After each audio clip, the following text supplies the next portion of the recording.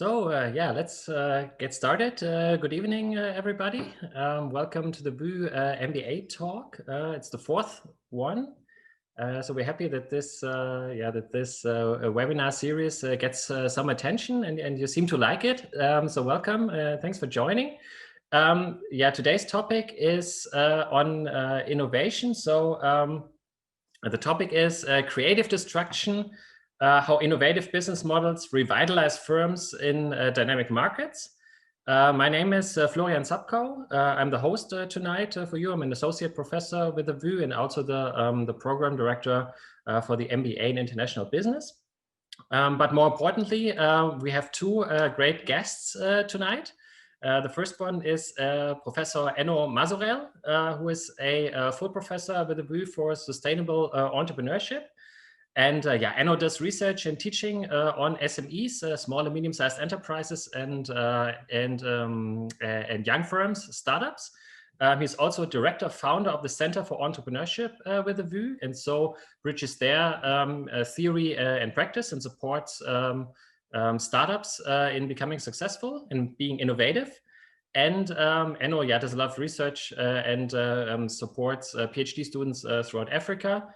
Enno is also the biggest football expert, I think, in our department. But today we're not going to talk about football. Would be also interesting to do that. But we stick with innovation. And our second guest is Dr. Marcus Schmalbach.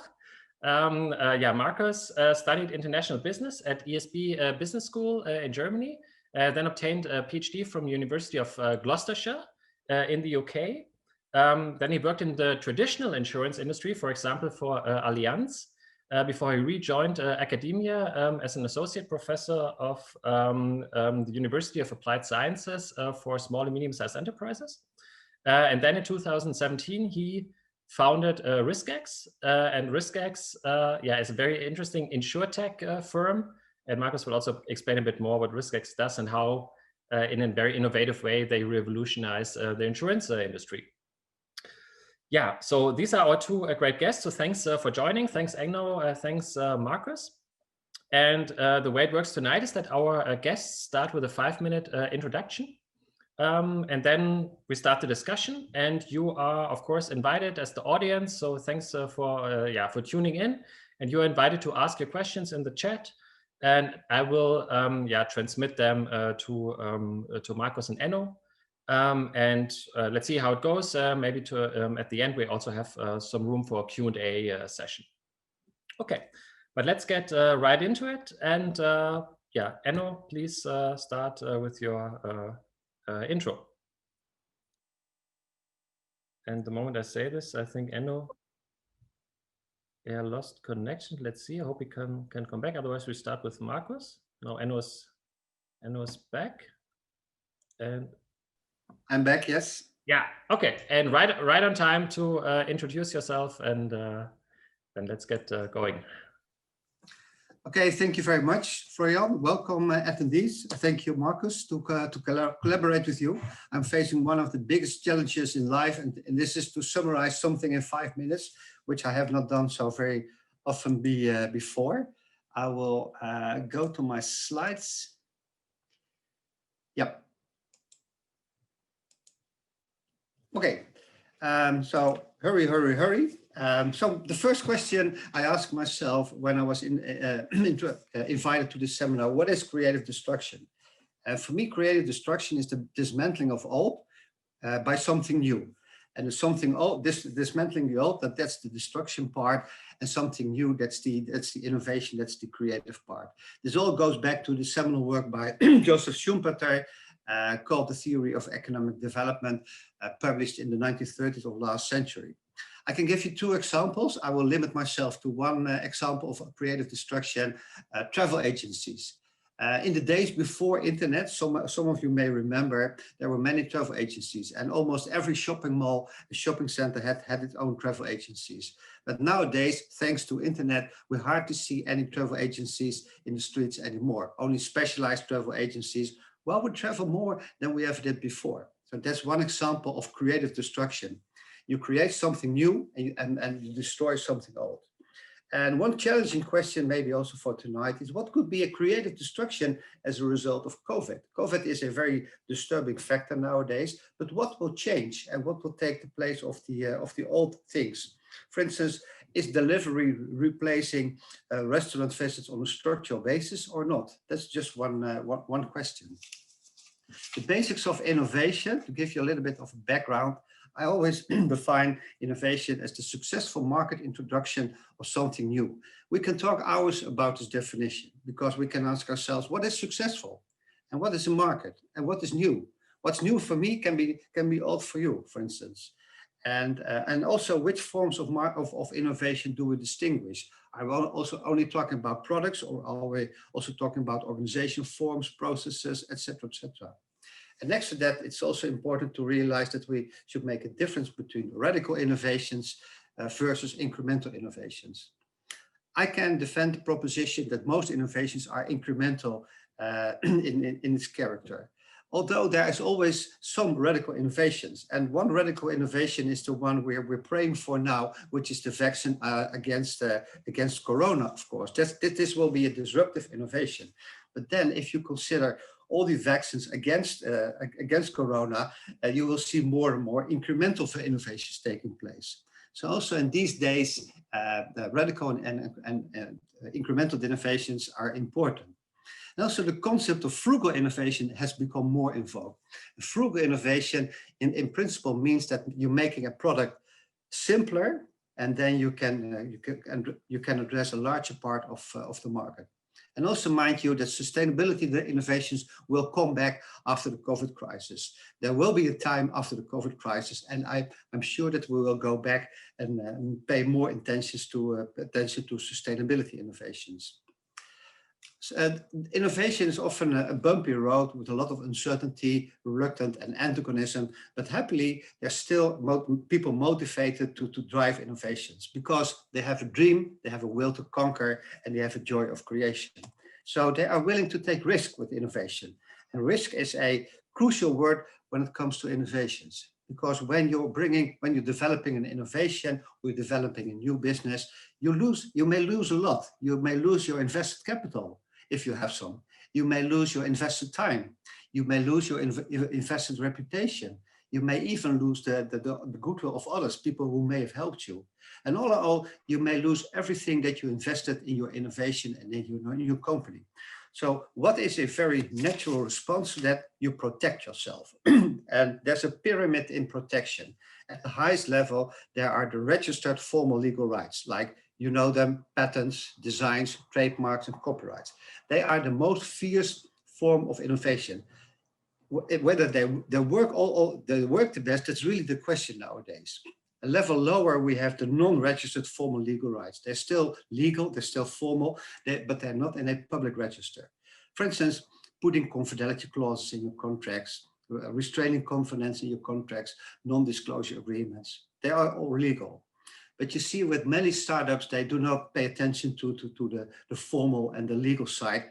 They choose the way of informal protection. So developing high-trust relationships, for instance, with your suppliers or with your clients or with your regulators, or lead time advantages, the famous MVP, bringing your product to the market as fast as possible.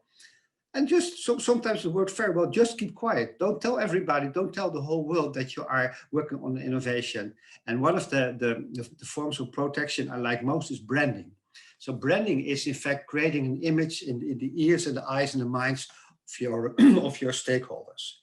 And you can of course also choose to use no protective action at all, but for me that's more an interesting benchmark than really a recommendation. To show you one study which has been executed a few years ago. It was research among more than 3,000 innovative Dutch firms. And the question was, is there a relationship between registered formal legal rights on the one hand and firm performance on the other hand?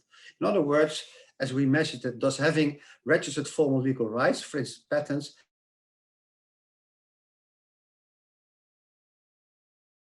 level, that registered formal legal rights are hardly related to firm growth. So there's hardly a relationship between having a formal protection on the one hand and better performance on the other hand.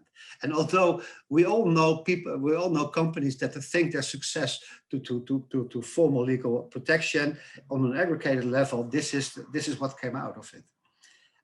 Is this surprisingly? Well, looking back, but often when you look back, it's not so surprisingly, but when you look back, you can explain it, because it might be that the non-linear nature of firm growth, because innovation is very often a very bumpy road, but also the speed of innovation is much higher than the sometimes 20 years you get for a protection. And also, if we look at the big 5 companies in America,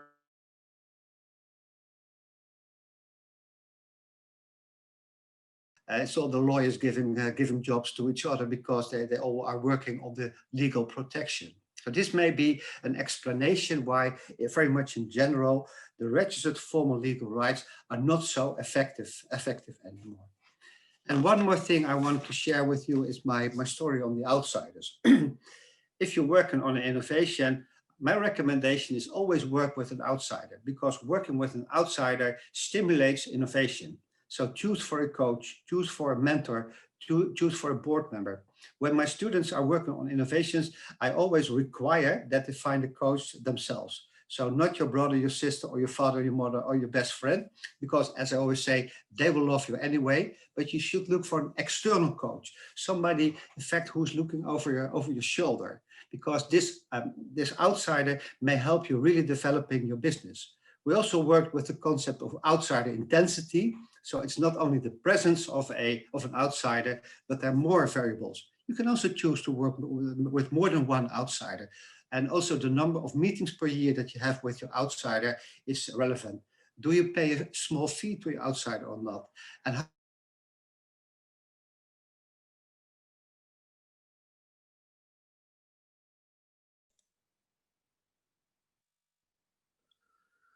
It seems that Enno is a bit stuck. Let's see if the connection recovers. Yeah, okay. Enno, you were cut off for a moment. I think of bad internet connection, but I think, yeah, I think where did you lose me?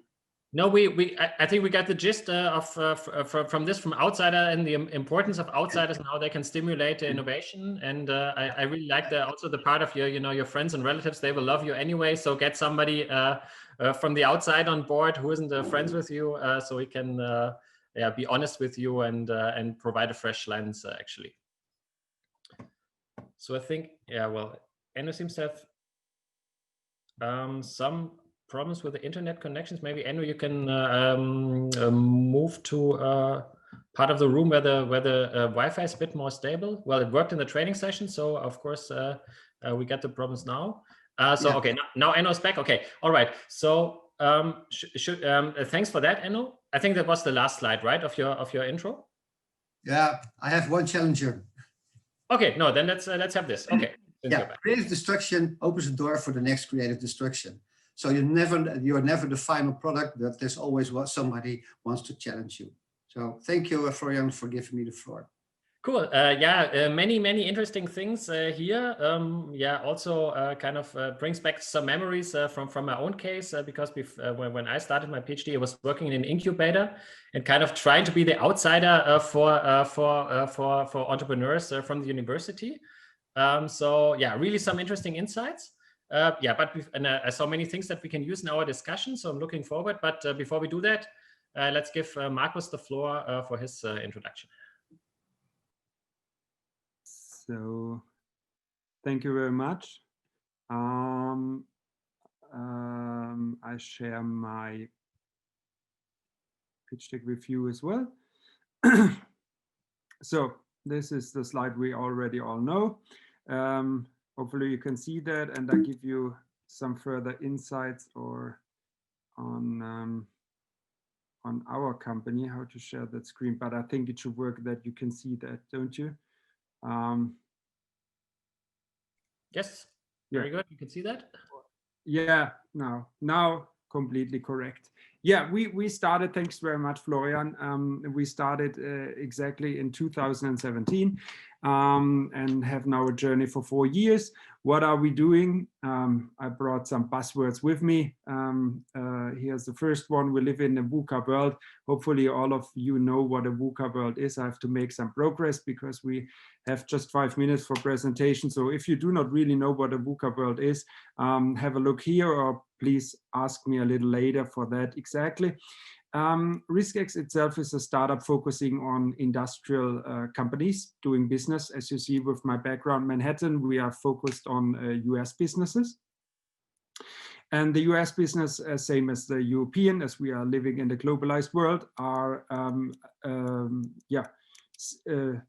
having a VUCA world, as we name. The challenges for risk and captive managers means the corporate or the company managers who are focusing on the risks of the companies. Risk is similar with chances, but we are now focusing really on the risk they have, are especially systemic ones. Why do I say especially systemic ones? As we currently see on that slide with a focus on the US, they had the 9/11 attack, they had the financial crisis, and now they have the COVID-19. It's not just a US specific topic, it's a global topic, and this makes the risk systemic. We talk about systemic risks when the world, the whole world got hit by this event, which is a bit different to maybe a claim you have when your bicycle gets stolen. Something like that. In this special case, everybody got hit. What we are focusing on is really these kind of risks, which extremely hit everyone at the same time, because these are risks which are named as uninsurable. Means a traditional insurance company cannot offer cover for these kind of risks. So we are the ones who looked for how to do that. How we do that is with tech. Of course, as we are an insurtech, somewhere the tech has to come in. Especially after the financial crisis in 2009, there was someone coming up called Satoshi Nakamoto, which nobody really knows who he or the group is, but he wrote a white paper, especially for banks and the decentralization. I'm talking about the blockchain solution. The banks started with that kind of solution and tried to find out some interesting use case. Maybe we had the chance a little later to discuss about that. And we with RYSKEX adopted that and saying, okay, how can we use the blockchain for the insurance industry? And this is closely linked to a parametric solution, how this is called, which means you see the overview here. Today, you see a traditional insurance program or a claim adjustment. At the end of the day, the catastrophe occurs, then the insurance assess damage, then the insurance submit the claim, and so on and so on. I will cut a long story short. Sometimes for the big US American companies, but also the European one, claim processes can be up to 3, 4, 5 years sometimes till you receive the money, which can bring your company really into trouble, especially in times of systemic risks. We most times have the luck that the government is jumping in, but we look for alternatives because government means nothing else than the taxpayers. And so we contemplated something which works more parametric. Parametric means the catastrophe occurs and the third party verifies the claim. We call it a Veritas. Veritas is the logo of Harvard, by the way, which is, I would say, the similar level as the VU is. So everybody trusts in a Veritas, and the Veritas for systemic risk, I will show you later how this could look like. So this is the new approach. Why is this disruptive? Why do I have the luck to be tonight with you? And as Enno already mentioned, most of the innovations are incremental. Why are we disruptive, creating something completely new? Because this solution works not just for traditional insurers. We have some other risk takers, people who are investing in that risks. Because in our scenario, it can also be investment banks, hedge funds, or something like that, because you do not really need an understanding of insurance. It's just an if-then scenario, what academics really love. if this happens, then I pay out. That's the story behind that. That's easy to understand.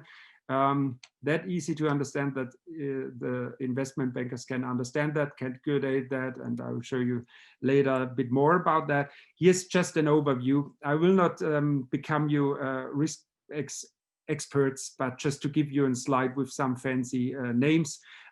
We build a new ecosystem, if you have heard about that, of the Lloyd's of London or the London marketplace. This is something similar we are trying to build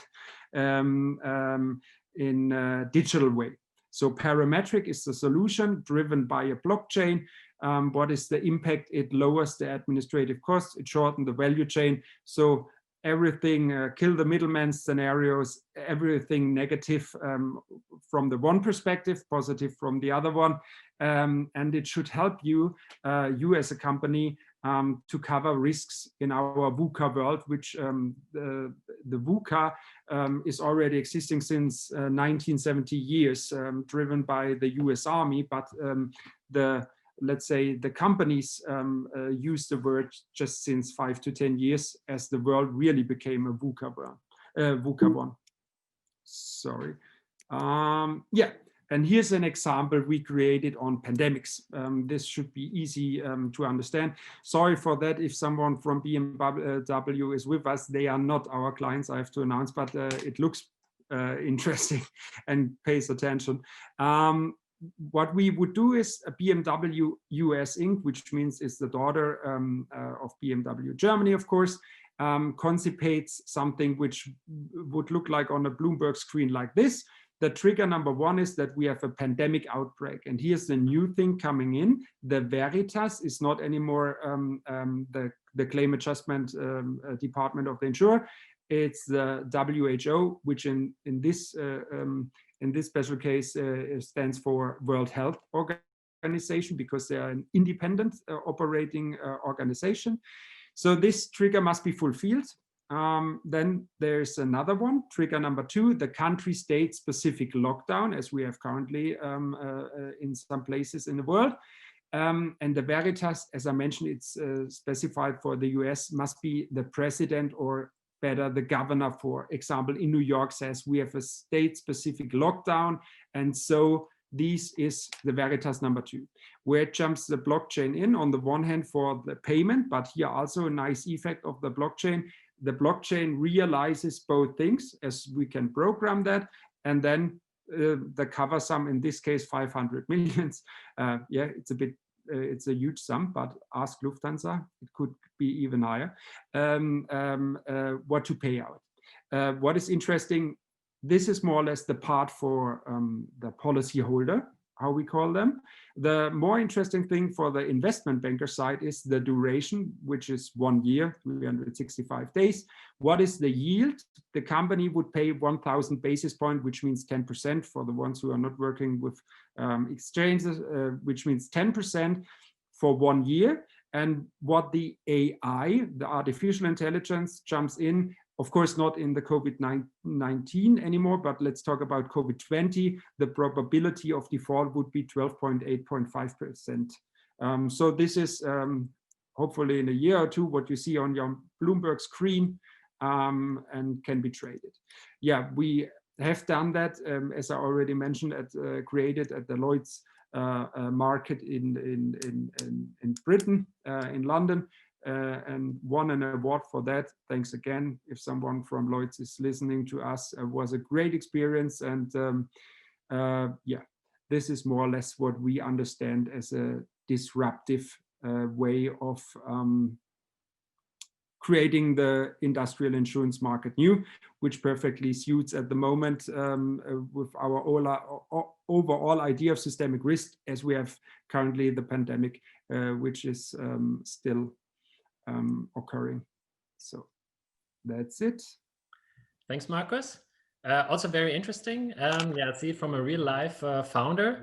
One thing I think, Marcus, you did not get right. So even with artificial intelligence, I think stolen bicycles in Amsterdam are a systemic risk. So I live here for 3 years. So I rest assured that this is really a systemic risk in this beautiful city. Okay, but yeah, that gives us a lot of food for thought, these intros. And let's say, my goal is to structure this a bit, and so the structure I have in mind is actually that we talk about first of all about generating innovative business ideas, and that is something that founders like Marcus have to deal with, of course, because often a Me Too innovation or Me Too startup does not really successful. Often you have effects like the winner takes it all principle. So if you're too late, then and just copy what others have been doing, you will not be successful. But I start with Enno anyway, because before Marcus, you can maybe tell a bit how it was in your experience. What do researchers say about generating innovation? How does it work? So you talked about outsiders, but also insiders are important. Teams maybe. So the researcher, what do you have to say for us? When we want to develop innovations by somebody or something, we always start with diverse teams. So make your team as diverse as possible, I always suggest, because if you are working only with clones of yourself, it's not so very challenging. So look for people who are a little bit different.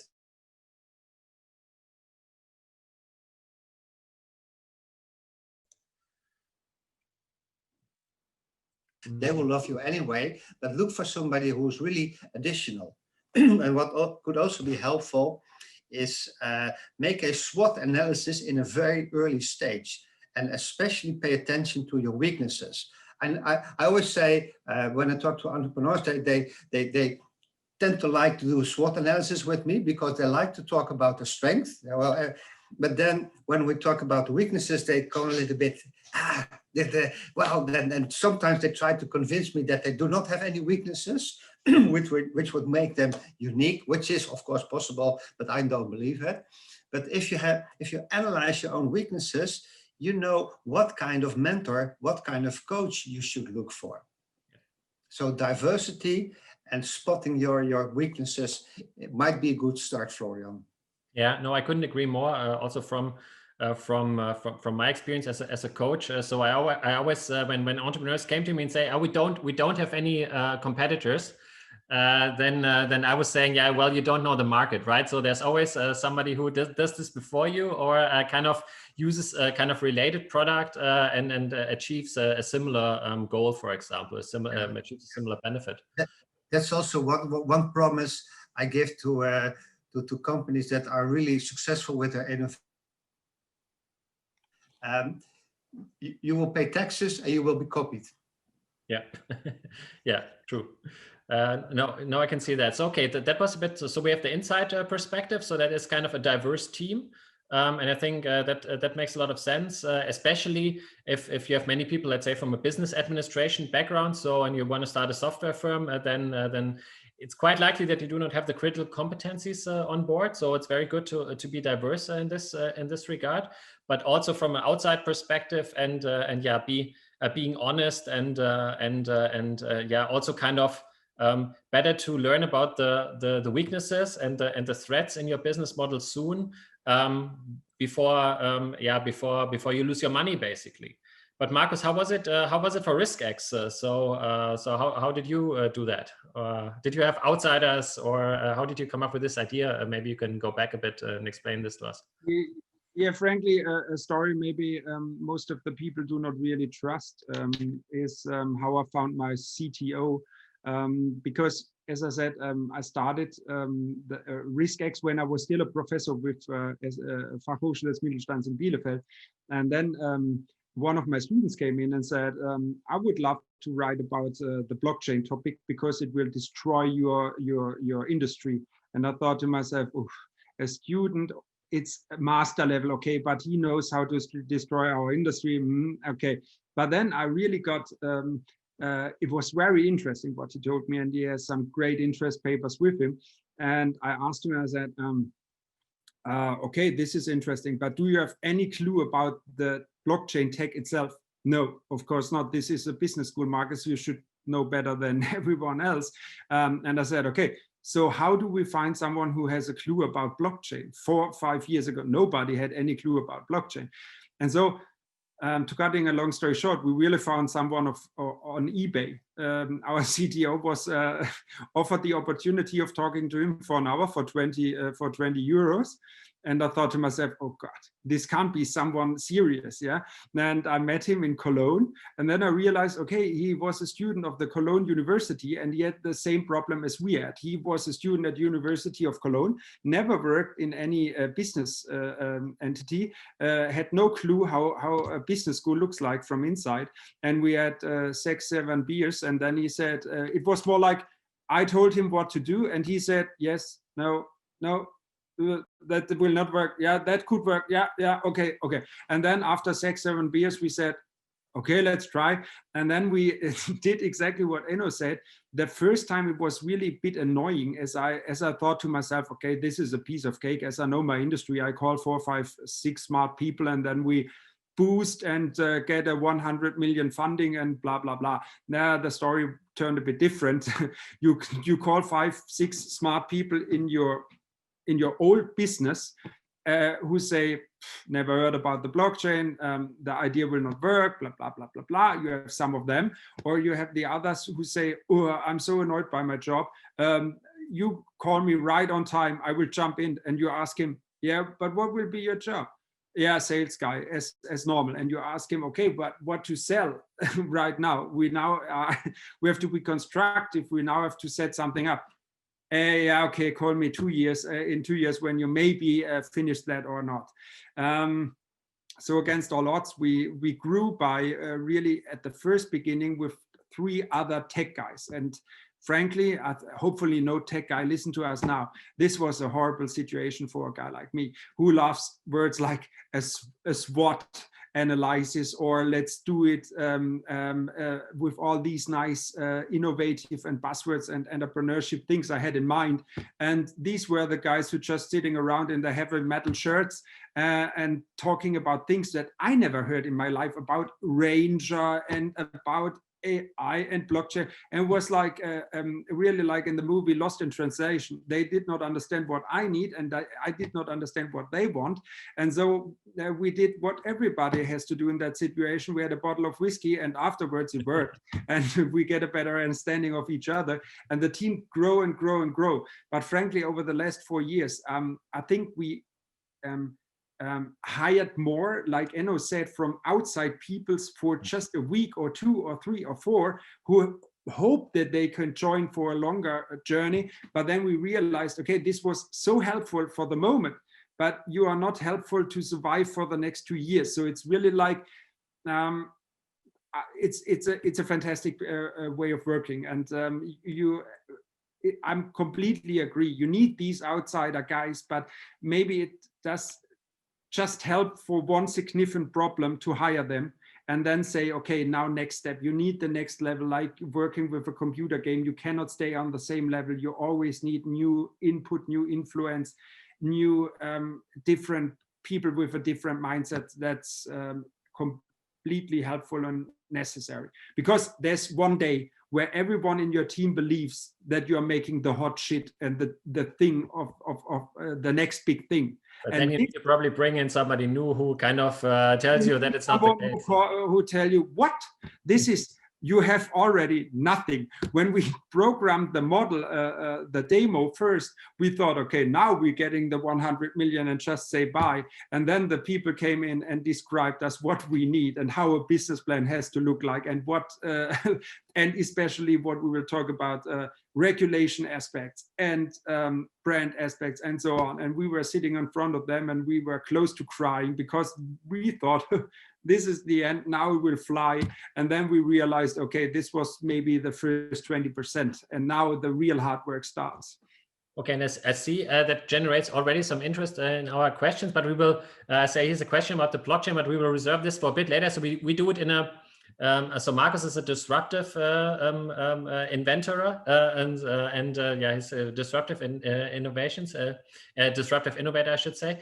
But we do it with blockchain and all these for us business administration people, complicated things. So we do it in an incremental way and reserve that for a moment. I would like to go back to Enno and actually ask. Yeah, Marcus innovation RYSKEX is disrupting the insurance industry. How would you see is that different from more incremental innovation? So not all innovations are actually disruptive. So what do you do with the innovations that come to you also through the incubator at the VU that are more incremental in nature? Well, we ask them to be very careful in their investments. If you are in incremental innovation, you will not seize a large market share too fast. So we advise them to be very careful with investing, and we even sometimes advise them not to hire employees, because hiring employees is a very high cost for many startups. But we suggest them to make coalitions. So we advise them to look for partners. So we are very much living in the world of open innovation. For instance, let me give you one weird example. There was a student of mine, and she was a dance teacher. And this dance teacher, she was a very good dancer, I think, but she was expanding her dancing studios. And then she came to me, and then we made a SWOT analysis, and we found out she was weak in marketing.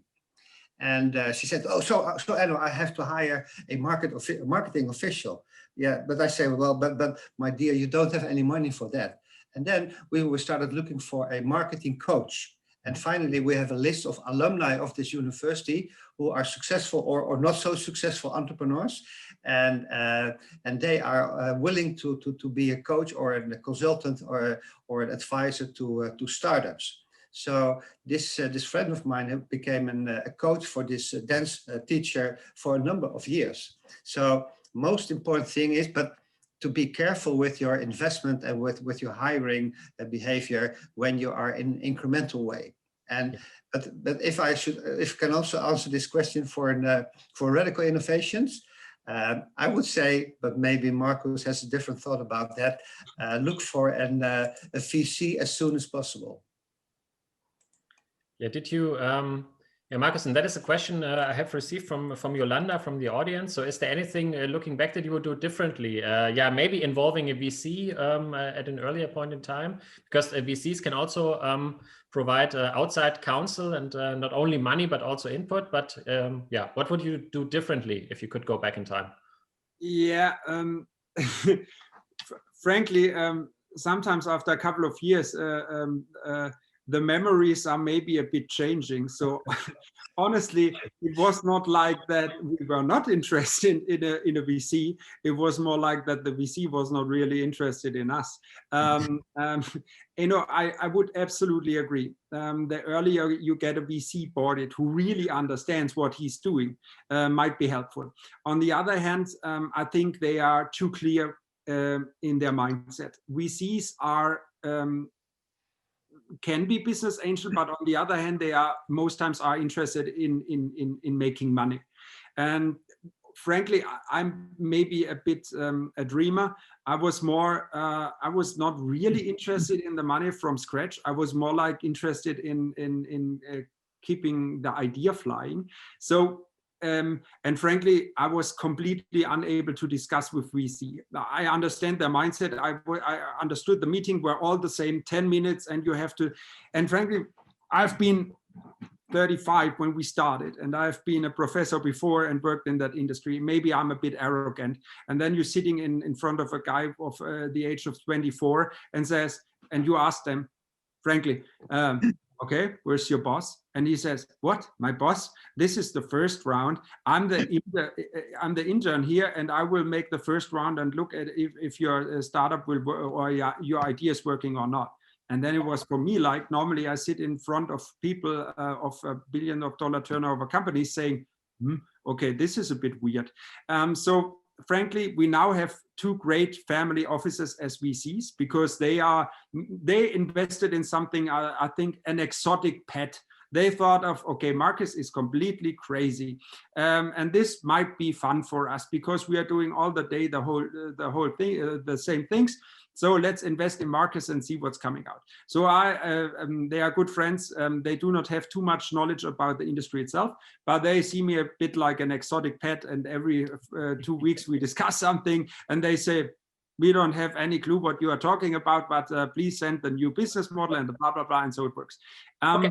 Well, okay, but okay, no, we see, but something else you would yeah, exactly, because what Yolanda asked for is that we have just been male, and she is so right.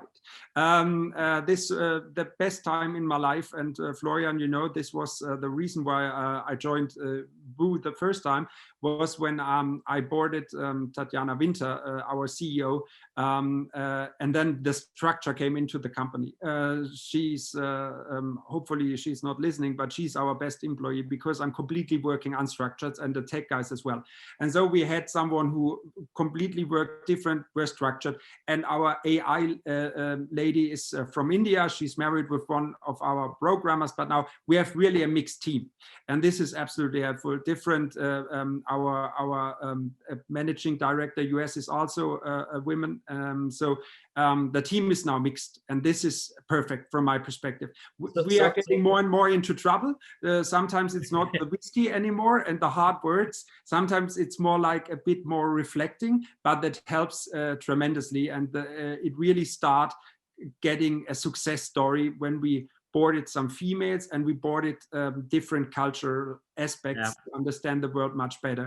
And that is also, if I may interrupt here, I mean, this is also what translated into these new MBA programs that we have actually, where we also kind of teach on diversity and leading diverse teams, and kind of seeing the value in diversity and making something better out of a diverse team. But I can completely understand in your case, especially as it was such a tech loaded startup, that it probably was also not easy to find female people who are kind of experts on that blockchain. I think that only some geeks probably at that time were able to understand in the first place.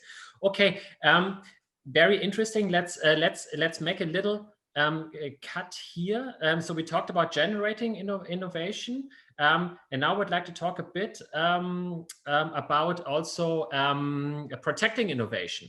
So once you have generated innovation, once you have the companies up and running, and you're developing a product, and you want to sell it, start selling it, so the outside world takes notice of what you're doing, and then there's always then the risk of maybe copycats coming along and stealing your innovation, and then it's not innovative anymore because everybody does it. So Enno, yeah, you talked in your intro slides about patents, one way to protect innovation, but not always very successful. So what does research tell us about protecting innovation?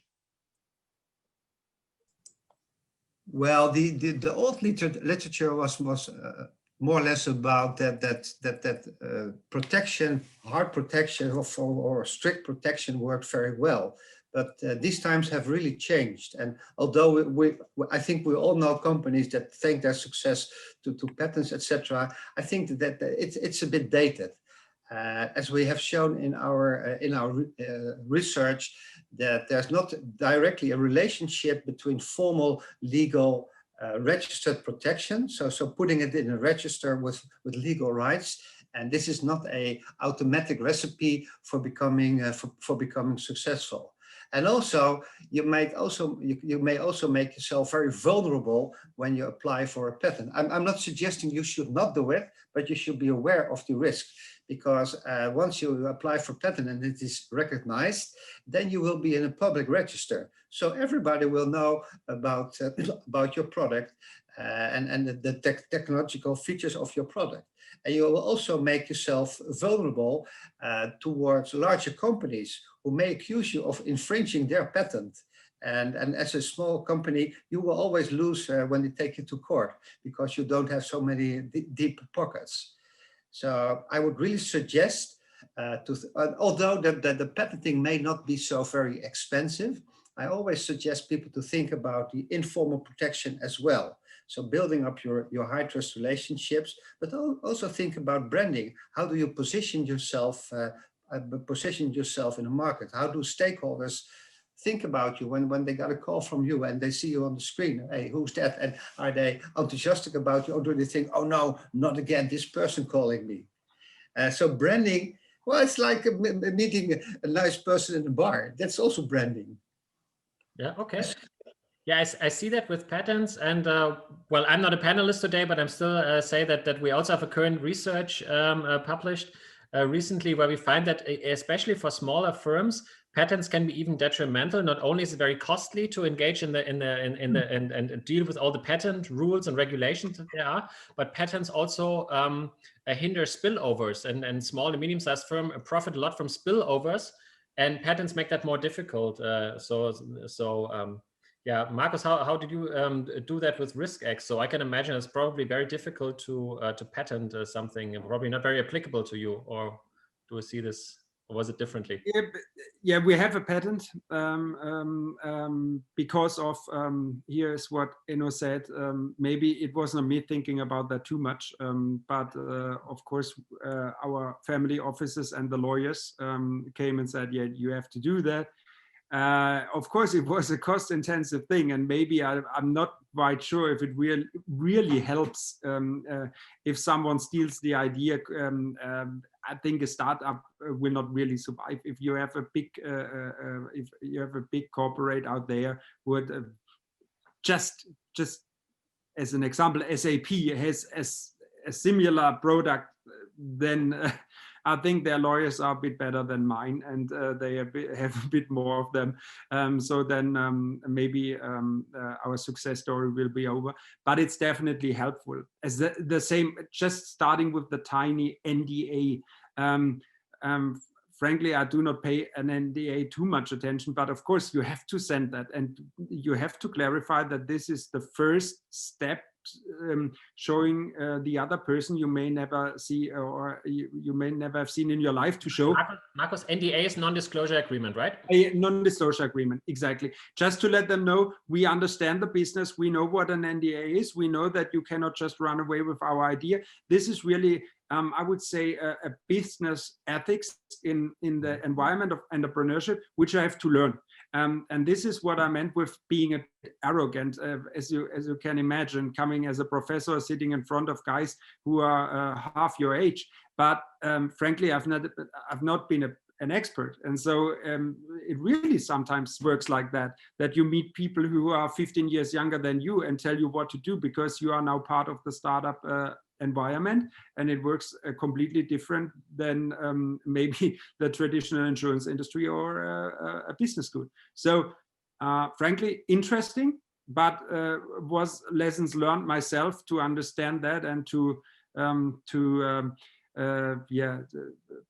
find out for myself that I'm not the Elon Musk right from scratch, and that I have to learn something. But in terms of protecting your innovation, have you, so non-disclosure agreements, okay, but have you taken any? As I said, this is just a really tiny, smaller step that the other side really understands. Okay, there's someone knowing what he's doing. And on the other hand, we really worked with patents because it does not work different. You need to have that. But frankly, it's hard to patent things on the blockchain.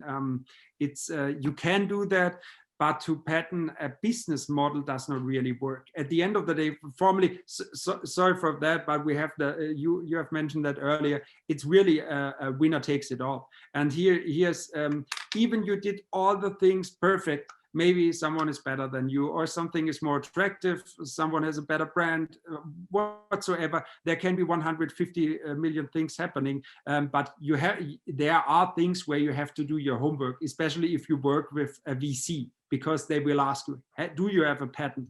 Do you send NDAs? Or are you just the dickhead sitting in front of them and starting talking about that, and in best case sending them some company details?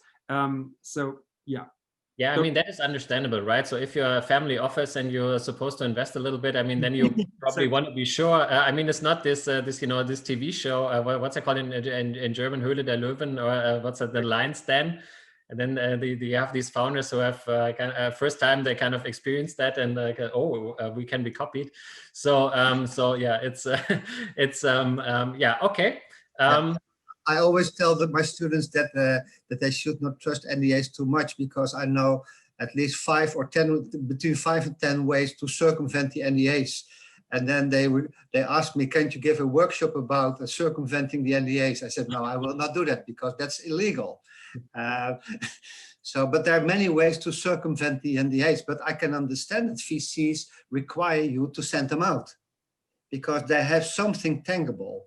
It's something tangible. And I think if you do not even understand that, it looks like you might send an NDA and say, okay, here's an NDA, but we know both parties know that the other, as you mentioned, have 20 million opportunities to not follow the NDA.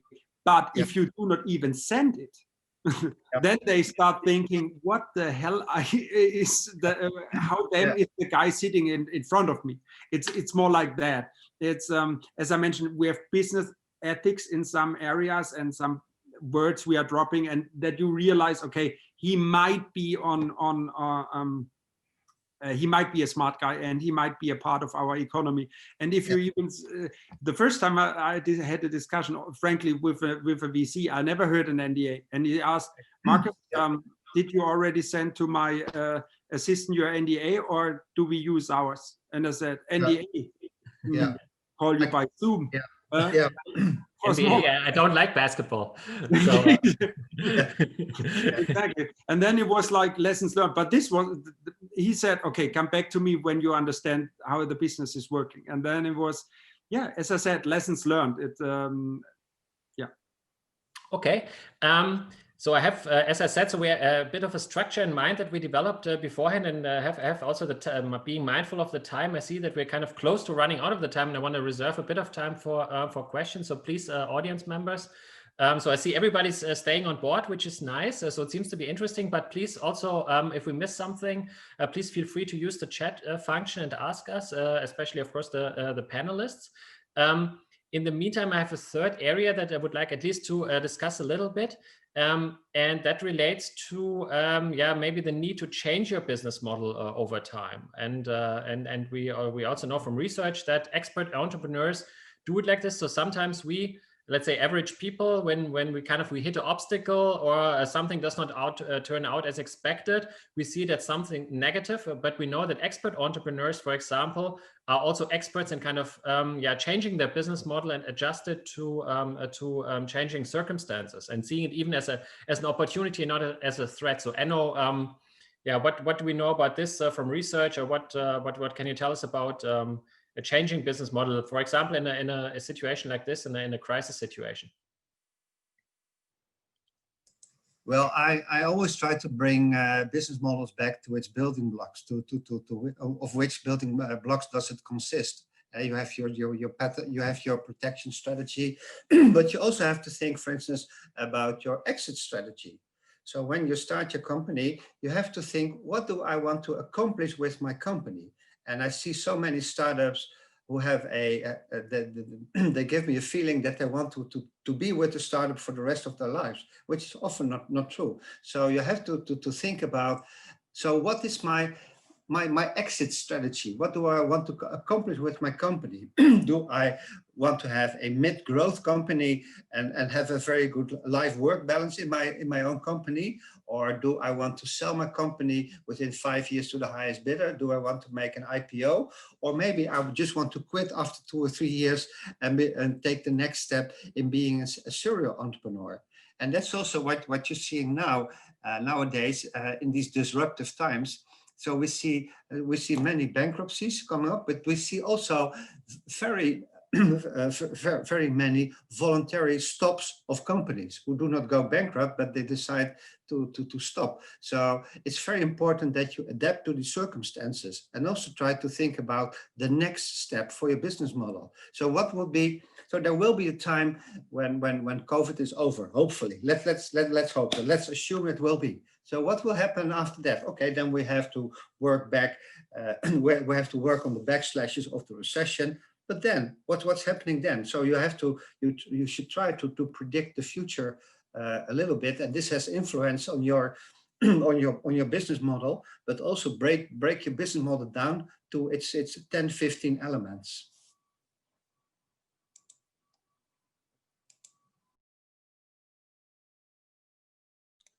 Okay, and would you, when you say go, kind of what are reasons why people, or can you say under which circumstances people, I don't know, stick too long maybe with their business, or I don't know, leave too early or sell it too early?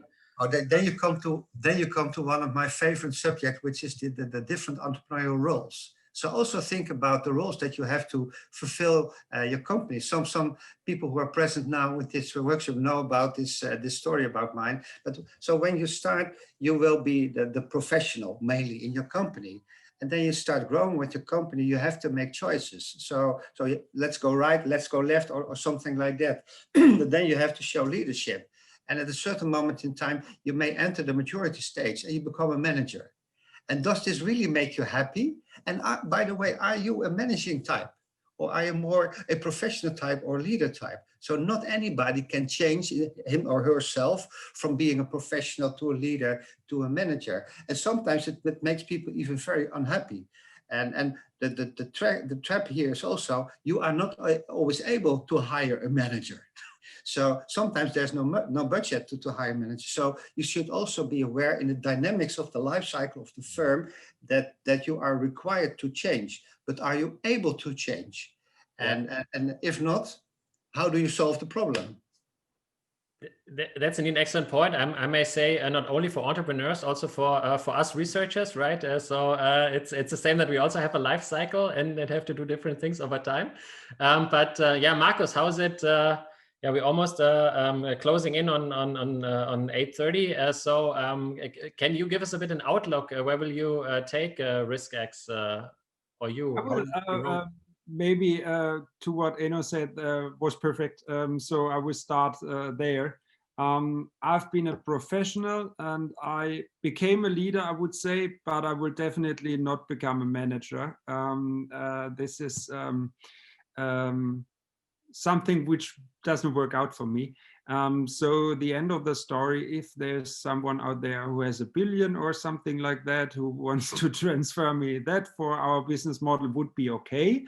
But no, maybe I'm just a little kidding, but we realize now that we are growing. We are now a team of 15 at the moment. I still have a one-to-one interaction opportunity with all of them.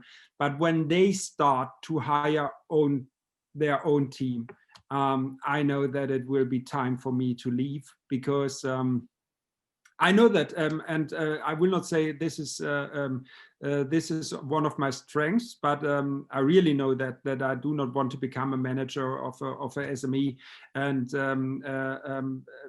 with all these positive and negative aspects which is there.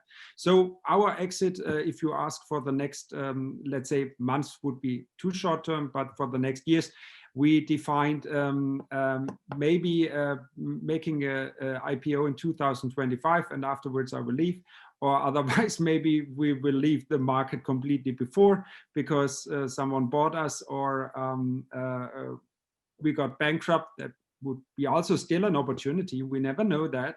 I have that in mind, but I will definitely leave the company myself after becoming the leadership position. And on the one hand, going back to university, because I loved my job there. It was no need to go. It was just a nice experience. But the manager position is definitely not my one. Well, Marcus, you're always invited to our MBA programs, of course, as a guest. And you said a very interesting thing, actually, that's also part of our new MBA programs, is the difference between being a manager and being a leader, and finding purpose also in leadership. So this is also, yeah, it's too huge of a topic for today, but it's something, if you're interested in this, have a look at our MBA programs, because it's really a central part, especially what you have said is in terms of not being a manager, but being a leader, being inspiring, being a thought leader, and also that it's difficult to maintain this and not becoming a manager. Okay, let me pause a second and have a look at the chat. Martin writes, "This is inspiring." Thanks, Martin. That's very nice. I'm scrolling a bit through the chat, so please feel free to ask questions before we run out of time. Yolanda has the next blockchain expert for you, so I told Yolanda to pass on the contact, female blockchain expert. So yeah, frankly, I've seen that Yolanda is working with Cargill. They have a sensational blockchain, by the way, pilot done. Cargill is one of the I've wrote a paper about that, Yolanda, so please get in touch with me. Would really be great discussing that. Yeah, please connect. That's of course you find you find all of us, Enno and me, but also of course Marcus on LinkedIn, for example. So feel free to reach out. I think we're almost at the 8:30 mark, and I was told not to take too much of your time. If we promise 1 hour, that we do not make it longer. I think we could have talked forever about innovation, and then even more so. I think it was super interesting, even though we could only, let's say, briefly touch some of the topics, and we didn't even get through the extensive list that I have on my second monitor here, and with ideas that we could talk about. Still looking at the chat if there are some last-minute questions. I think this does not be the case. I'm scrolling a bit. There was also a book recommendation, so I like that you also get interact with each other. It's a nice feature of Zoom and of a webinar. Okay, I think no questions at the moment. Then it's my turn to say thank you. Thanks really a lot to Enno and to Marcus for being innovative and joining our webinar and telling us more about generating innovation, about protecting innovation, and about how the roles of startup can and their founders can change over time.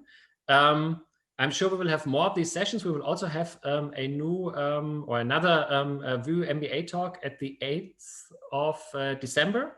And before we close, let me maybe briefly share my screen. So I have some goodbye slides prepared. Wait a second.